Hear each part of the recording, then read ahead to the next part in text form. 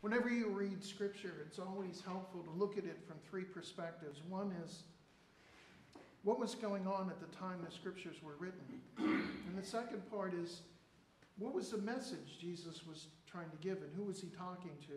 And the third is, well, what's that mean for me? How am I supposed to change my life?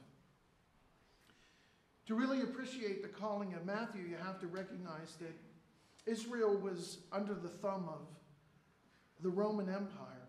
It was before it was the Holy Roman Empire, when Christianity was accepted. And they were basically bullying all of the Israelites. For generations, they've been bullied by different nations that had taken them over. But the Romans were really oppressive at times. There was a law that said that if you were working in the field or something and a Roman centurion went by, and he might have a backpack with all his weapons and his food and his provisions and his tent, and it was in the heat of the day, he'd say, "You, come here, carry this." And you had to carry it for a mile, all of his stuff, and then walk back to where you were. You had no choice, no matter what you were doing. Maybe your horse had fallen into the stream and it was stuck in the mud and couldn't get up. It didn't matter. You had to do what they told you or suffer the consequences. And the tax collectors often would go around with the Roman centurions behind them. And it was like an old bad mafia movie where they'd come up to you and say, "I want money from you. Give me $200 a week. But I only make $300 and I have 6 kids. I don't care. I want $200 for you or they're going to break your legs." And so it wasn't bad enough that they were being squeezed for money. But the tax collectors, including Matthew, were often Jews themselves. So they were viewed as turncoats. They were viewed as the lowest of the low because they were collaborating with these people and extorting money. That's the background of what was going on. And when Jesus saw Matthew, he looked beyond the trappings. He looked beyond his work, his calling. And he looked into his heart and he said, "You, come with me." And immediately, Matthew got up and followed after him. No doubt knowing that it meant there'd be lots of persecution. And he didn't just come to Jesus. He said, "Please come and eat at my home." And he went and he invited all of his friends, most of which are probably tax collectors and people that were outcast in the Jewish community. And the Pharisees started to criticize him. "Look at who you're eating with. Look at," to the apostles, to the others, "look at who your master is eating with.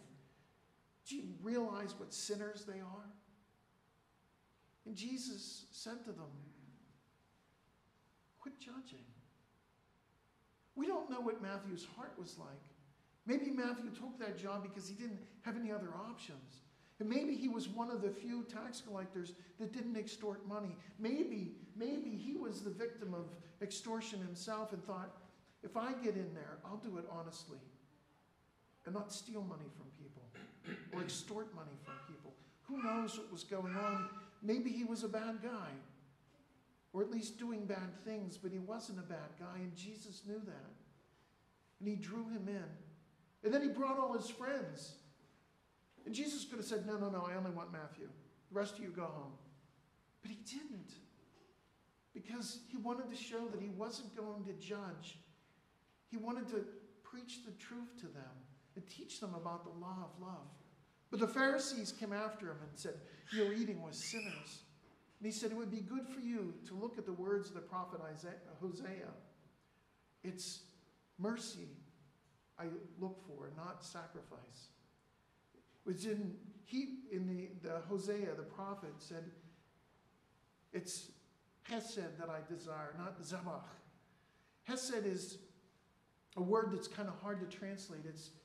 It's one of those words that's just a term in Hebrew. It means, it's sometimes mercy, sometimes God's loving kindness. But what he was trying to say was, I don't want you to go into the marketplace and gouge people and pay your employees half of what they're worth and hold back their money and they can't complain because it's the only job they can get and they'll get fired. Even though you're not being fair to them, you don't pay them overtime. And then you go on Saturday, on the Sabbath day, and you offer a sheep, but you have 3,000 sheep. You offer one of your sheep and say, Lord, I'm sorry if I did anything to offend anyone.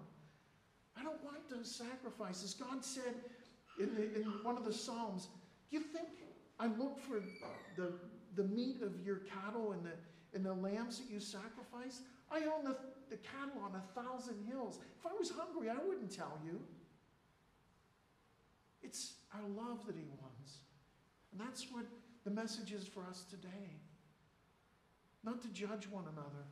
If we see somebody coming to church and we know a little bit more about their story than we should, that maybe they're doing this or not doing that, or maybe they have this kind of lifestyle or that kind of lifestyle, who are we to judge? And if they're not coming to church, then is there any chance that someone's going to touch their heart through their words or their actions or their prayers? The church isn't a place for saints to come and share their stories with one another. It's a hospital for sinners. All of us have sins of one kind or another. Our job is not to judge one another. It's to lift one another up, to offer God's chesed, his loving mercy to one another, trusting that one day he'll do the same for us.